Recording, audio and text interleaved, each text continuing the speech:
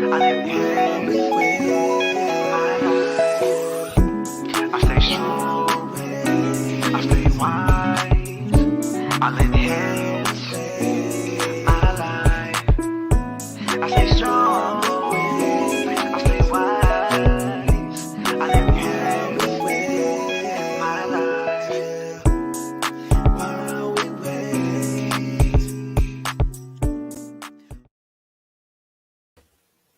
Hey, Patrice Bryant here. While we wait, welcome. Happy New Year. Come on in the room. It's time to talk about overcoming adversity. And I am super excited because I have an amazing guest, Mr. CL King from CL King Group. He is many things, but one of the things he is a motivational speaker. So I am super excited. Thank you, viewers. Come on in this room. We are ready to chop it up and do some serious talking. I'm so glad that you are here. Today is a great day to be alive. For those of you that are coming in, please like, please share, and we encourage you to comment on our discussion. If there's something you want to know about or something you want to chat about, we want to talk about it. Join in the conversation. We've all had some adversity in our life. We've had some challenges, and we want to talk about those things. We're in the midst of a very interesting time in our world, in our society, and we want to talk about it because it's all very, very relevant. I want to say thank you to the viewers that are coming in. I am excited. I'm excited to be alive.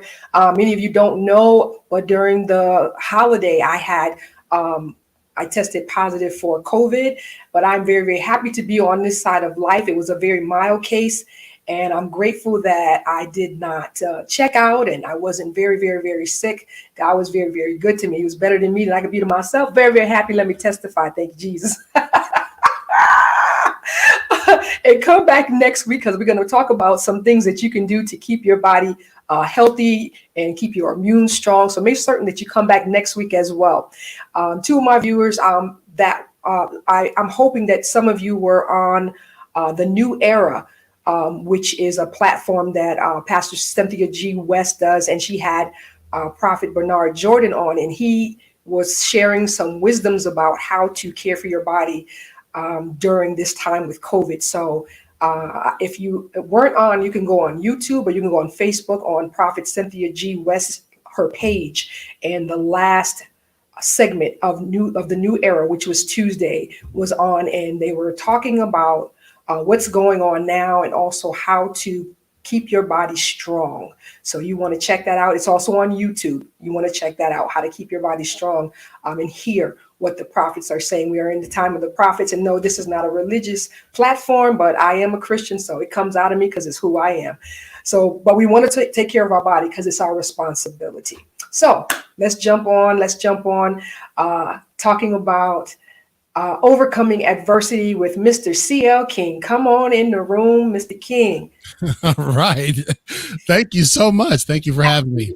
Absolutely. It is my pleasure to have you. I'm glad you came on, and I heard some of your, I watched some of your, I don't know if they were podcasts, but they were on YouTube, and they were very inspiring.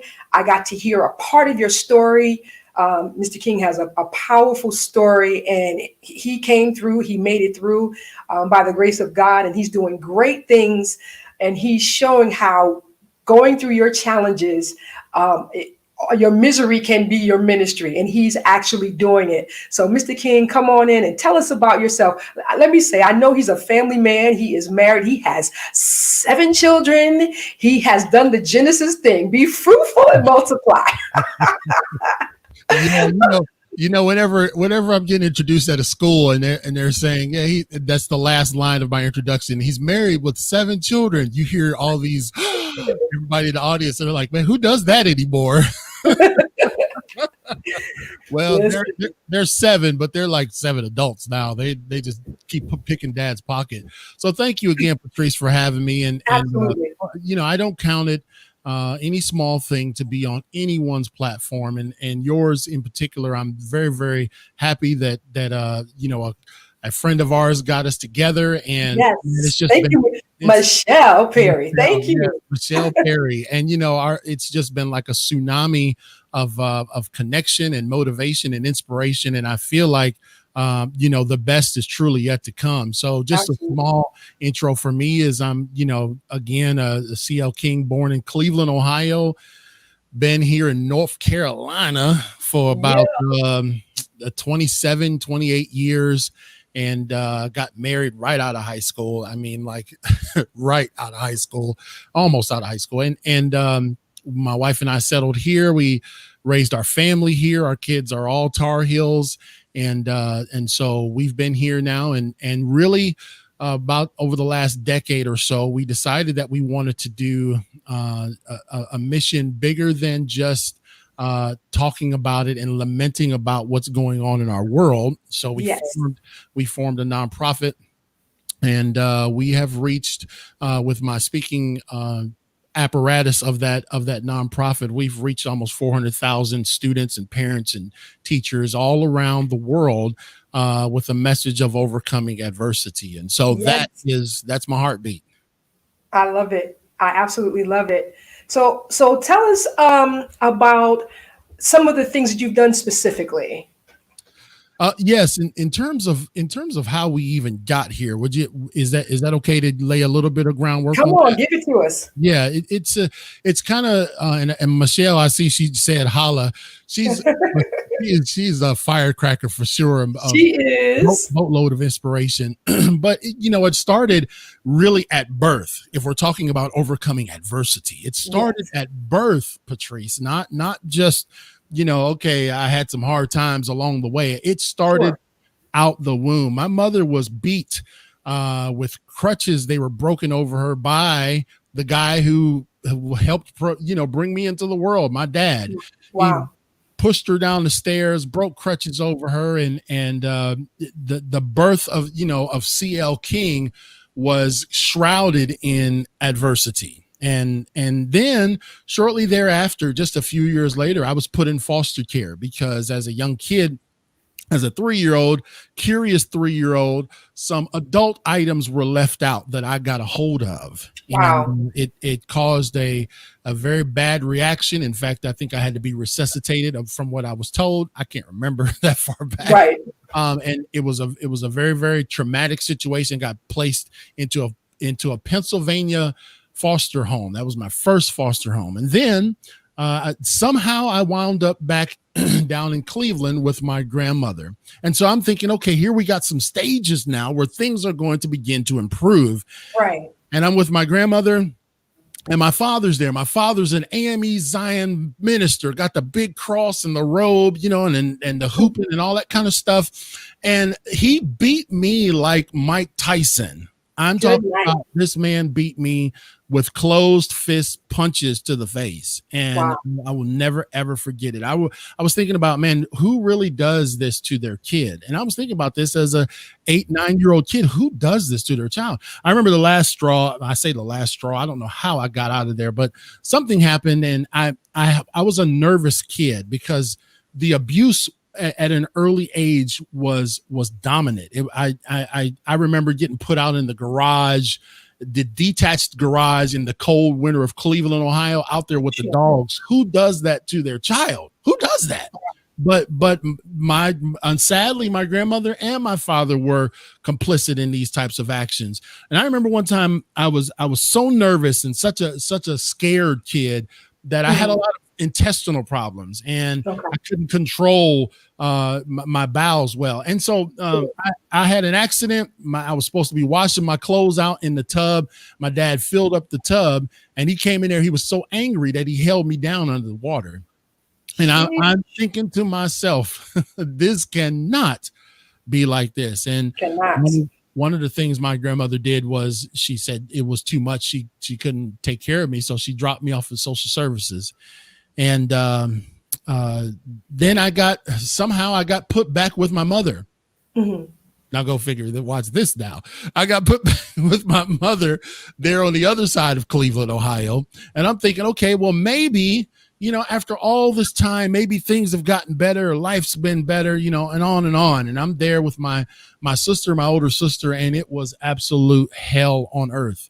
No electricity, lights, her and her boyfriends in and out of jail. Sometimes even my sister there by herself, eating in soup kitchens. And then the more tragic things is being in the same room with my sister getting molested by some men that my mother brought into the house. And then the same thing happening to me. Wow. And here I am, 46 years old in a few weeks. And it's not something comfortable for a man to talk about. A former Marine to tell you and your audience and your listeners that I've had to come to grips with that. Yeah. And so the apex of it all, beyond the beatings, beyond the eating in soup kitchens and wandering around, running drug money, beyond all of that, I think the apex of it all was where I was in another posture of hunger. I was severely malnutrition, and her husband had brought home a brownie, and he put the brownie in the refrigerator, and I went in the refrigerator late at night and snuck a corner off of that brownie. I took a little piece off, right? You know how our kids do. Sure. I went back and snuck another little piece off. No, our kids eat the whole brownie. Yeah, and then blame it on the other one. So I went and reformed that brownie. I'll never forget it because it was the only thing in the refrigerator. That's how vivid I remember this. And I reformed that brownie so it wouldn't look like it. And I just kept going back till it was gone. And the next day, my mother said to me and my sister, who ate my brownie, and my sister wouldn't tell. She knew it was me. I told her I did it. And my mother said that she was going to beat us every day until someone confessed. Now, what we got beat with wasn't what other people got beat with. What we got beat with, the welts are still on me to this day, and I'm 45 years old. Goodness. So I told my sister, I said, listen, sis, I love you. I really do love Melinda Diane Jackson, my sister. But I said, I'm out. This will not continue. I'm done with this foolishness. And so, how old were you? How old were you at that time? 11. Wow. And I said, you know what? Deuces. I walked out the front door that next morning. I was not going to get beat again. I left the front door wide open, and I left, and I became a runaway, homeless on the streets of Cleveland. I didn't go back to my grandmother's, who was on the way on the other side of Cleveland. And I'm out here wandering around. I knew the game, though. I knew how to get to the soup kitchens. I knew how to hang out in places. There were times I just watch the sun come up and watch it go back down. Wow. And then periodically show up to school. And the teachers felt so bad, they would give me double breakfasts and double lunches because this skinny little nappy head kid, disheveled, all different types of things. And finally, the word must have gotten out that I was a runaway. So they put me in a group home. So here's my next phase. A group home, 12-year-old, 11-year-old, 12-year-old kid in a group home with kids that are 16, 17, 18 years old. You could just imagine what happens to a young, fresh kid into a group home with some hardened kids from the streets of Cleveland. I worked at group homes, so I got you. You know what I'm talking about. It was not good for me there. The same violations that happened to me with my mother were happening to me at this group home. And it's hard to imagine that at every dispensation, I'm thinking, why does it, this can't be like this. Right. So I got put into another foster home because they knew this stuff was going on. But it was back then, that stuff was swept under the rug, man.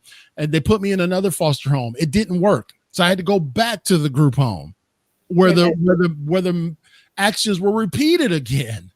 And they said, man, we got to get this guy out of here. There's another foster home that he can go to. Ruth and Paul Plowden. That's where I went.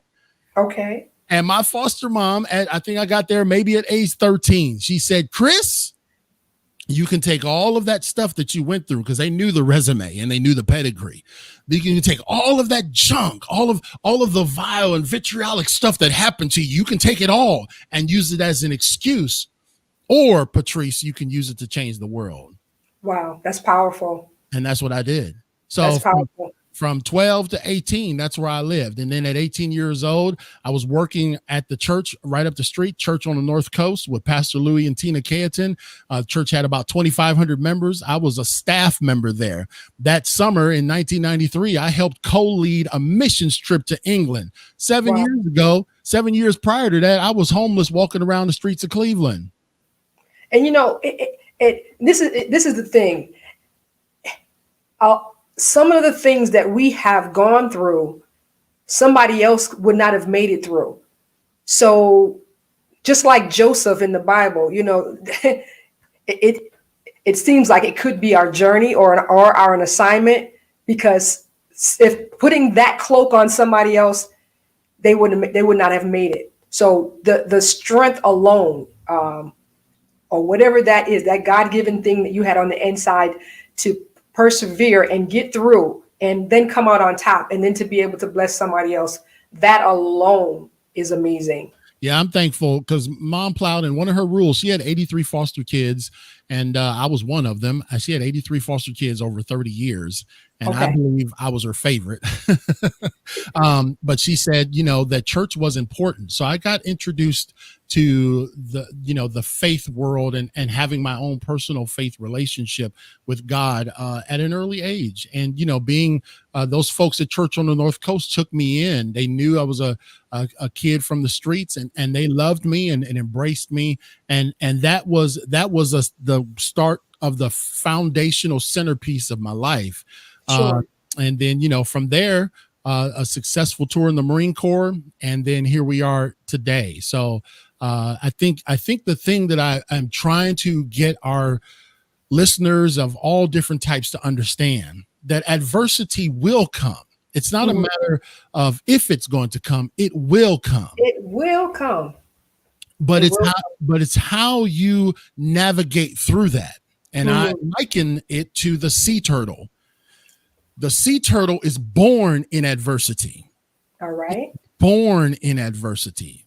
A sea turtle mother can lay 1,000 to 5,000 eggs at one time, and only 1% of those will reach full adulthood. Only 1%. Wow.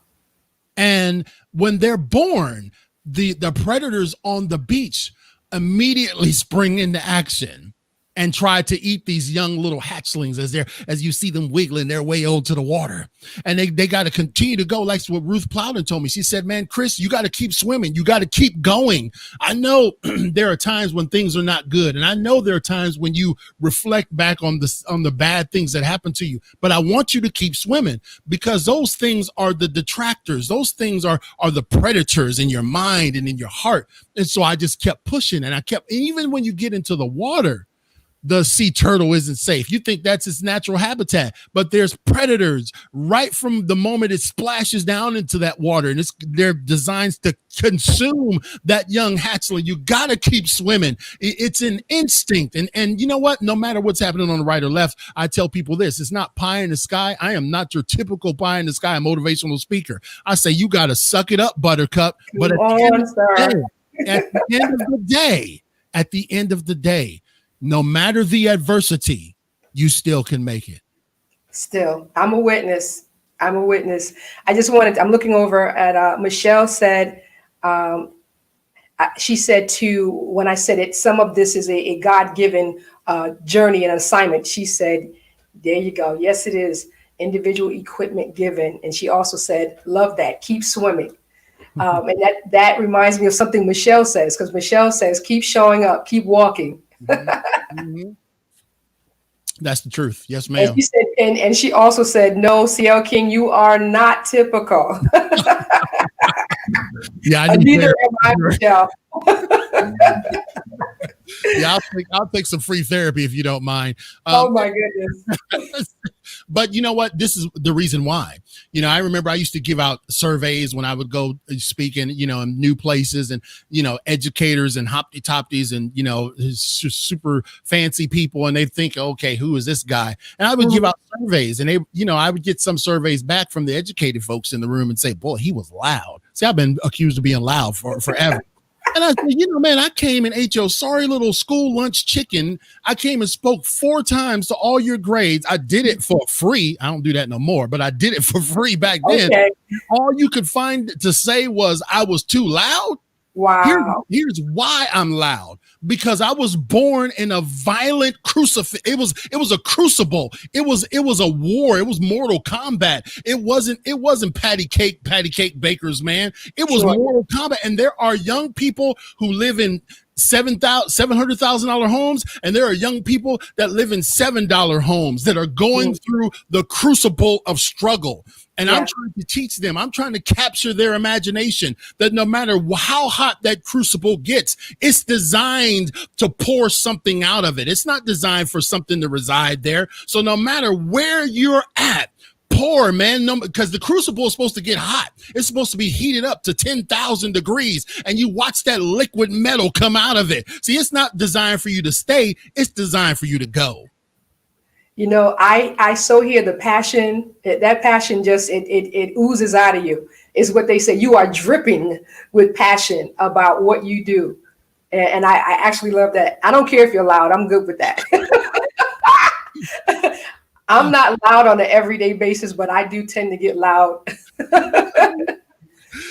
This is good. So you've brought us from birth on up.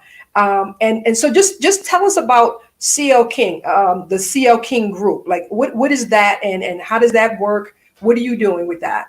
Yes, it is a organization, and I'm thankful. Let me parenthetically insert this deliberately. I'm so thankful that you were able to come through and God healed you through this COVID situation. I'm reminded that my vice president of my company had COVID too, and he was in ICU. And so he pulled out. God was merciful, but I'm thankful to see you because we would have never met. And so, God's got a much larger assignment for you, Patrice. And so I'm thankful God had his hand upon you. But yeah, the CL King Group is a youth advocacy organization that we formed back in 2009. Wow. And I had we had zero help. Greg and I was at Golden Corral. I said, man, I think we can reach the world, because that's what my foster mom told me to do. She said, you can talk about it or you can reach the world. I love it. So I said, all right, let's try it. I don't know nothing about no nonprofit. I don't know nothing about anything. I just know that I can talk. That's the one gift I have. I can barely change a tire. I cannot do anything outside of run my mouth. You sound like Mr. Les Brown. Yeah. Yeah, that's right. If he lost his vocal cords, he'd starve to death. Oh my goodness. So I told Greg, my vice president, best friend, I said, man, I want to do this. He said, well, let's go. We formed the nonprofit and got certified in the state of North Carolina. And we began to just go. I said, listen, we're not going to be an organization that is like a brick and mortar boys and girls club. No, what we're going to do is we're going to go to all 5 entities. There's 5 areas that we focus on: the home, the school, the community, the faith-based organizations, and the individual child. We focus on those 5 pillars that are touch points and checkpoints for a young person. Sure. Now, what I found is all of these areas are supposedly helping these kids, but they don't work in harmony. They don't work in conjunction. They all work independently. And what I was seeing is that, man, we got to get the message in the home. We got to get the message in the school. We got to get the message in the community centers, Boys and Girls Club. We got to get the message in the faith-based community. A church, if a church is in a neighborhood and there's youth everywhere, and you got like 1 or 2 youth in your church, you need to rethink your approach, because they need that element and that component. I'm thankful for the faith component in my life and how I was introduced to it at an early age. Oh, yes. So what we do is we train those people who help kids.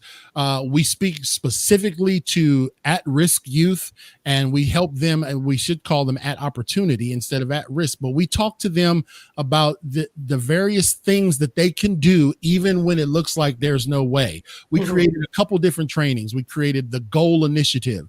The Goal Initiative is a 6-week course that we take kids through, where we help them identify their top 5 5 career goals. How simple is that? Why is that important? Because most high schoolers, when I go talk to them, I'll talk to a 9th grader, 10th grader, 11th grader. I shake every kid's hand in the school when I go speak there. And I'll say, what do you want to be when you grow up? I don't know. Right. I talked to a senior one time. He wanted to go in the Marine Corps. He was 17 years old and had never seen a recruiter. Well, who's helping you, brother? What's the plan? So I'm working with young people from middle school and high school to help them strategically outline their plan and their goals, their top 5 career goals. Students who have graduated from that course have went on to cosmetology school and now have their own business in cosmetology. Wonderful. They got to get the exposure though. And absolutely. That's what we were finding, is that the young people, I appreciate educators. I'm a former educator. My wife's an educator. I speak for schools, so I have to love educators. But one of the things that I feel like we are doing is that we got to meet all these benchmarks, and we're forgetting that we're supposed to be preparing these young people for life after your facility. Mm-hmm. And so that's the goal initiative. And then we have a training called the Gear. Oh man, I love this training. Getting in gear is so important. And a lot of times young people and adults, because I do it for adults too, they feel stuck. They feel like they can't move. They feel like, some people in 2020 felt like they were stuck, right? They needed to get in gear. And so oftentimes when an element is out of gear, it grinds, it makes noise. It's not aligned. So what we did was we took another acronym, the goal. GOAL is an acronym for how we work them through their steps. GEAR is an acronym for how we teach them how to actually accomplish some things. Watch this. The G stands for identifying your gifts. I know you can do math, and I know you can do history and Spanish, but what is it that you love? Mm-hmm. What's your gift? And they don't teach gifts in school. They just teach academics. This is so good. This is so good, because had I had this kind of direction, so keep talking. Mm-hmm. Yes. And look, my son, he just auditioned for the Army band. I bought that boy his first pair of drumsticks when he was 19 months old. I bought him his first drumstick at 2. And now at 18, this brother could be doing something that's his gift that will put food on the table for the rest of his life. Absolutely. So the D is identifying your giftings. The E is for understanding the energy and endurance required to make those gifts come to pass. A lot of times people are like, man, I can do this. Yeah, I'm a speaker, but I didn't know how to start a nonprofit. I didn't know that doing 80 events a year was going to wear me out. So it requires energy and endurance. That's why I was talking to off camera about, when people start a podcast, endurance means you got to keep doing it. You done started it. Don't you quit your podcast world if you're trying this until you've done 100 episodes. That's endurance. That's endurance. The energy required, you can pick up the weight off the ground, but then can you hold it above your head? You got to have energy and you got to have endurance. And then the A is to activate. Oftentimes, and my kids are guilty. They'll probably listen to this later, and I won't mention their names. But sometimes activating is a little tough, unless it, come for dinner or dad's got some money for you. Here's the reality: you've got those gifts. You've identified the energy and endurance required to make those gifts come to pass. Now, what you need to do is activate. Do it. Even like when I started this Crazy World podcast thing, I had a phone, an old jankety microphone. I was holding up a light bulb over my head. I didn't have a clue what I was doing, but you know what? I got active. I said, man, I'm gonna do it. Even if it's corny, even if I have a pretty high standard for a reputation of what I put out publicly. And when I go back and look at those shows, I'm like, man, somebody should have came and arrested me. But you know what? I got active, and that activation got that gift flowing, right? Absolutely. And when that gift was flowing, I realized, okay, I'm building up some endurance. It all flows together. And then the last in the R for the gear training is you got to monitor your results. Okay. Some people say, now y'all weight folks out there, and I'm going to have a lot of health and fitness folks on my shows this year. Listen, y'all folks say, stay away from the scale. Don't look at the scale. Let me tell you something. When I'm in my weight loss mode, like I'm in now, sister, I look at the scale 3 or 4 times an hour. I look at the scale 3 or 4 times an hour. Did I drink some water? Did I gain a half an ounce? You know why? Because we need to be aware if what we're doing is working. Yes, success is measurable. You see what I'm saying? Yes, sir. We wasn't going up on the scale, checking it every hour when we were stuffing ho-hos and Twinkies down our throat. We didn't care. We ignored. Oh, come on. We ignored the scale then. I'm telling you, stop ignoring it and get on it. I'm going to go buy one. I don't even have a scale. I'm going to buy one. You don't need a scale. But the point is, the concept is, you gotta monitor your results. And we teach young people, yes, results are important. I want young people to understand, and I want moms and dads, and I want educators too. But my heartbeat is obviously the next generation. I want them to know that y'all can crush it. I make no apologies for making seven figures a year. I make no apologies for having the stuff I have. I want them to know, man, you can get here. But you got to look at the results. You got to see, man, this is okay. I've done this for a quarter. This is dumb. This ain't working. Or I need to tweak some things. I need to adjust. I'm a Lean Six Sigma green belt. That's statistical analysis. And you measure things out. You see where the defects are per million opportunities. And so what we're teaching young people is results matter. Yes. Yes. And I want you to know there are educators on viewing. Tell which them I'm really tell them I'm still for hire if they want me. So I'm curious. So your group is based in North Carolina? Yes. And like I said, we were doing about 80 events a year, traveling thousands of miles all over the place. And then when the posture changed in the world, we do everything virtually now, which is actually, I'm busier now than what I was on the road. So I believe that. Yeah, I'm enjoying the virtual world. You know, I get to wear a nice suit up top and then pajamas down at the bottom. So I'm just curious. Well, because of COVID and because we've had to expand our reach in other ways, I know you're already in other areas. I was just thinking, you're based in North Carolina, so you wouldn't have to have another part of you in another state now because of all of the different types of platforms. You could basically connect with people and do what you do.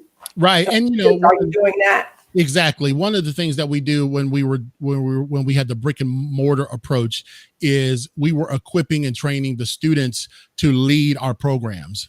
So like with the goal initiative, I obviously can't, a lot of times I was doing that on the ground and it just got to be too much. So we would go and train the trainers with our programs. And that was actually very, very profitable, not in terms of money, but beneficial, that it could be dispersed in a wider margin from a brick and mortar concept. But now with the opportunity to do it virtually, really the sky is the limit.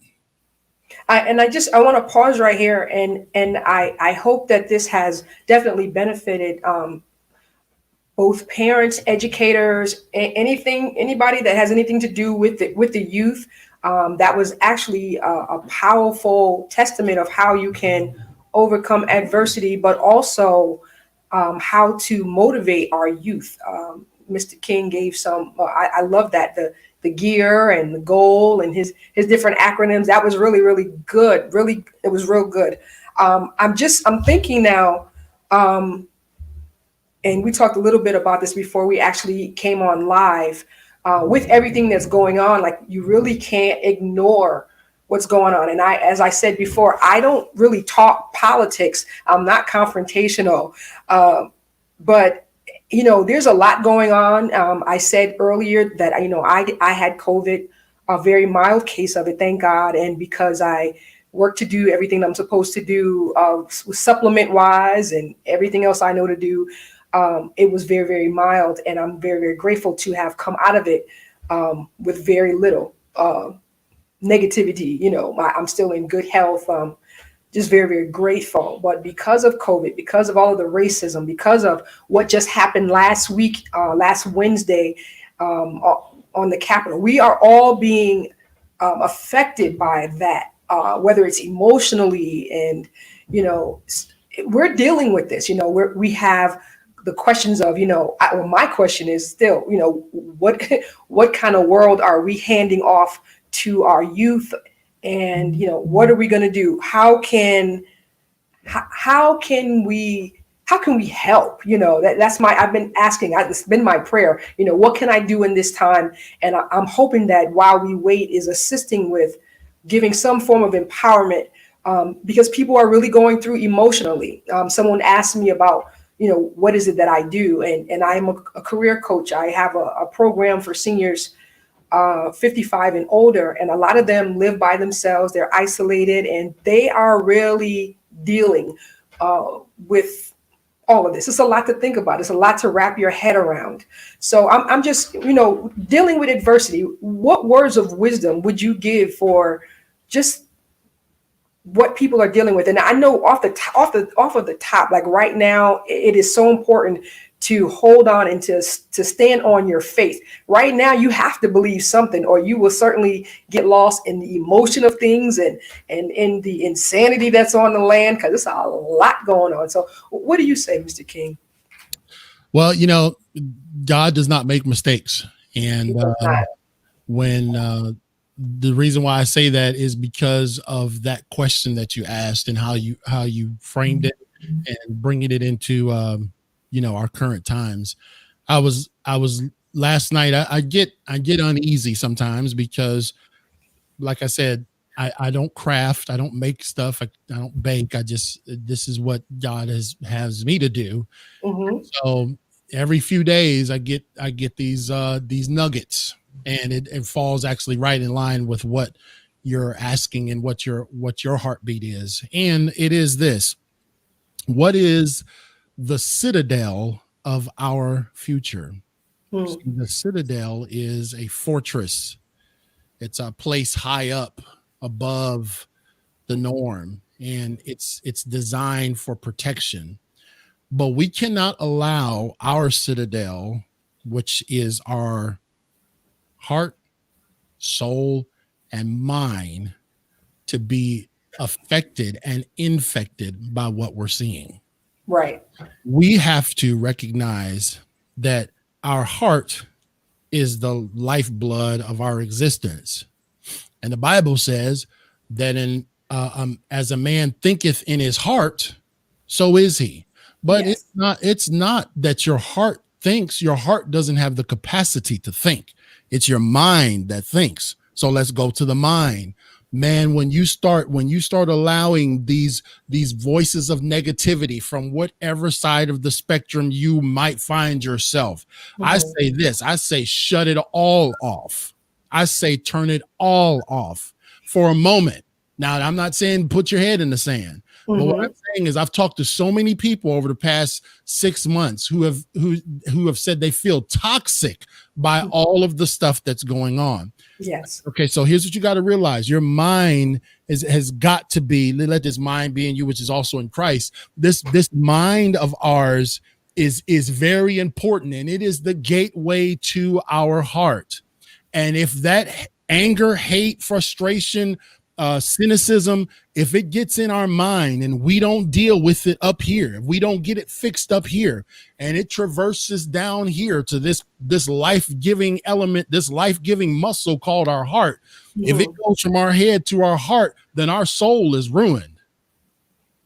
And so what I've done, I cannot speak for everybody else, is I've understood what my purpose is. Mm-hmm. And if they ask me to come speak at a Martin Luther King event, I promise you I'll give it my best. But I'm not a civil rights activist. Mm-hmm. Okay? If they ask me to come talk at a 4-H club, I'll come give it the best I can. But I'm not a 4-H person.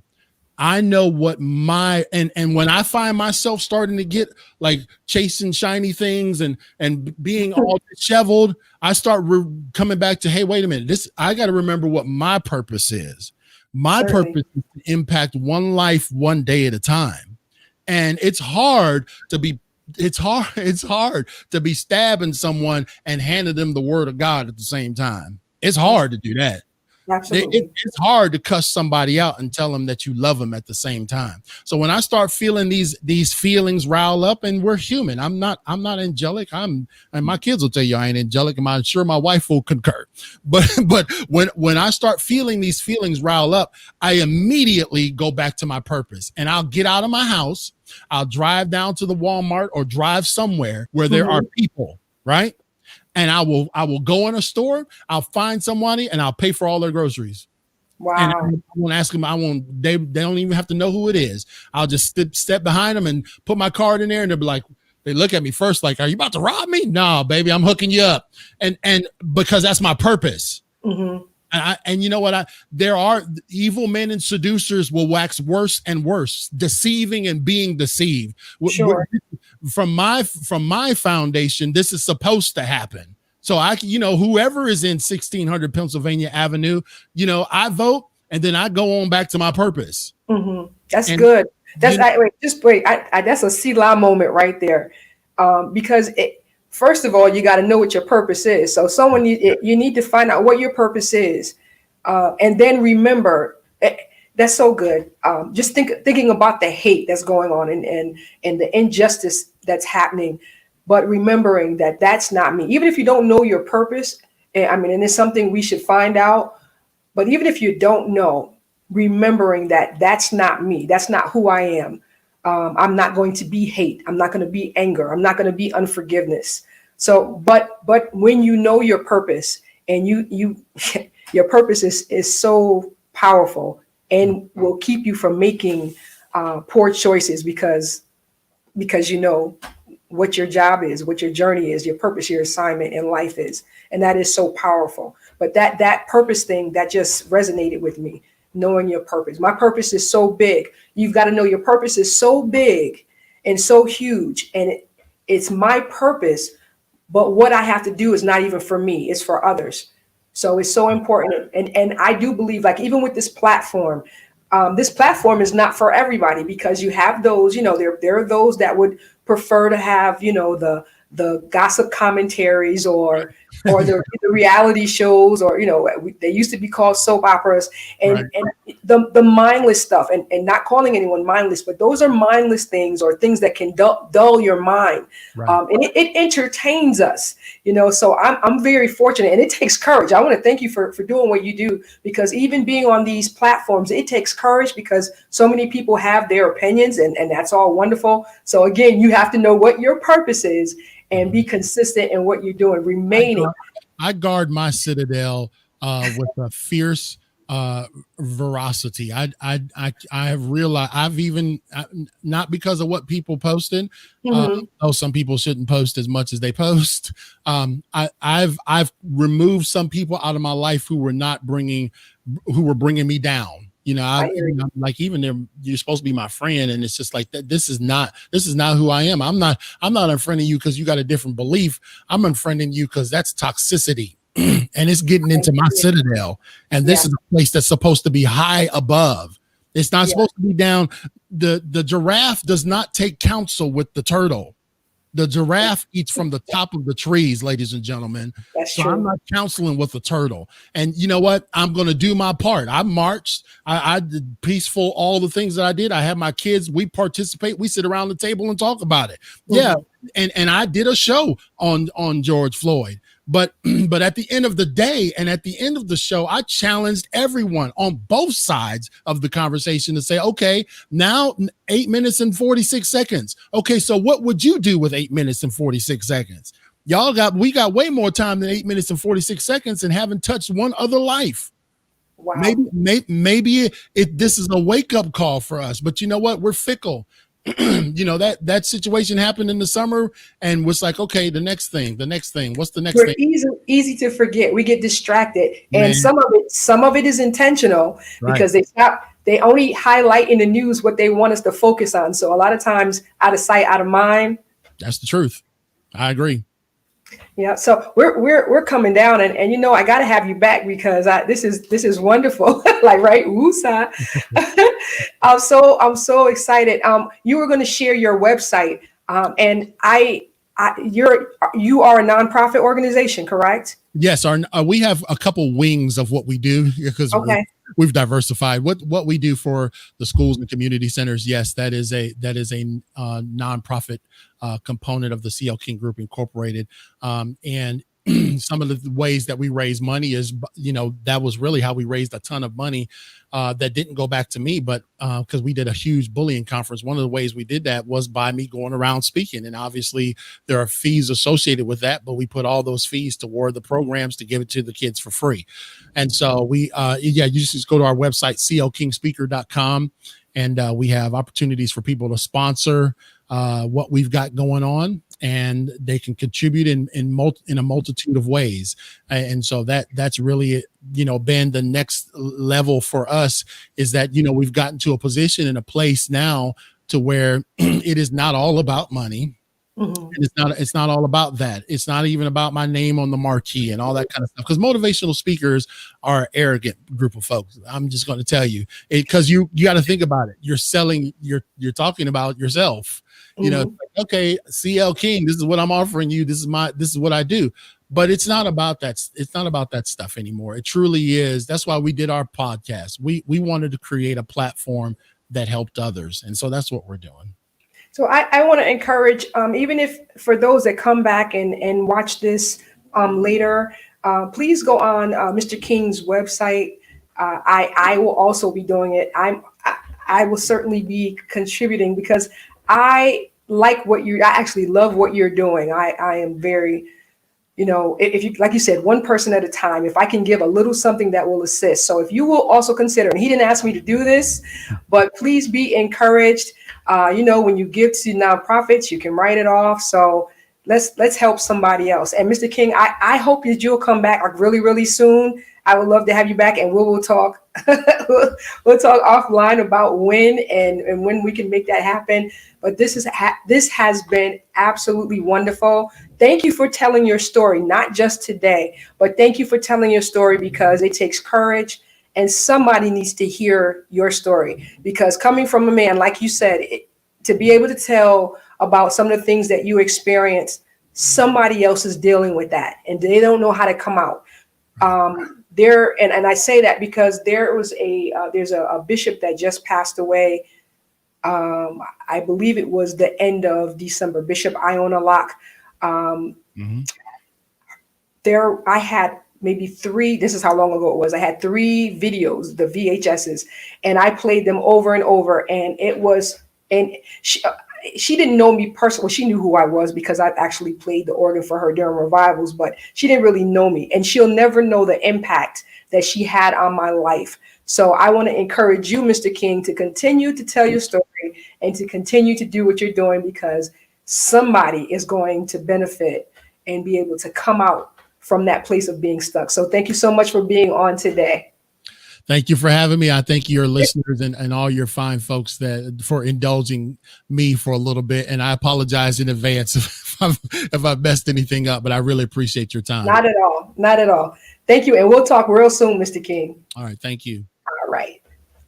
So to my viewers that came on, I want to thank you. I hope that this topic of overcoming adversity has benefited you. I'm certainly encouraged to do more and take what I've gone through, and though I've persevered, but it just kind of put me in a different mindset of, you know what, I can still do more.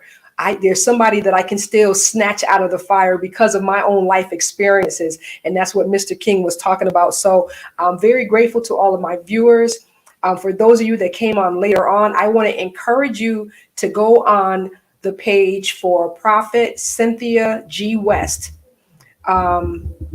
She has a segment called New Era, the New Era. And Bishop Bernard Jordan was on this past Tuesday, and the prophets will be on again on this coming Tuesday at 12:30. And they are discussing, it was discussed, wisdoms of how to take care of your body during this time with COVID.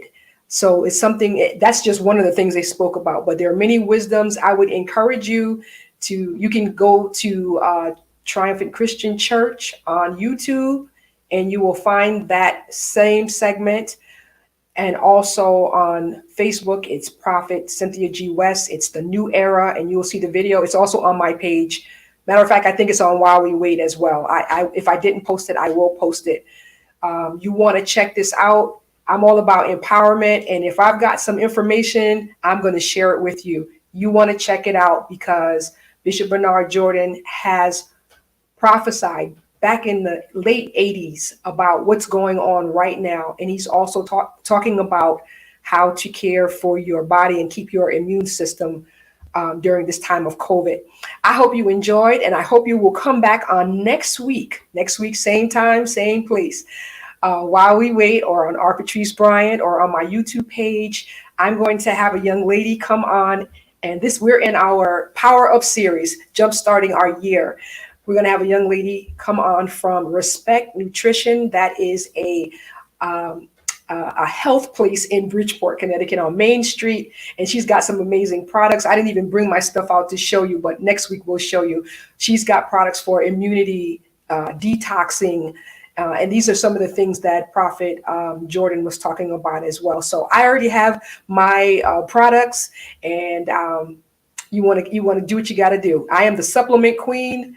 I want to stay healthy. You should do the same thing because life is worth living. Be strong.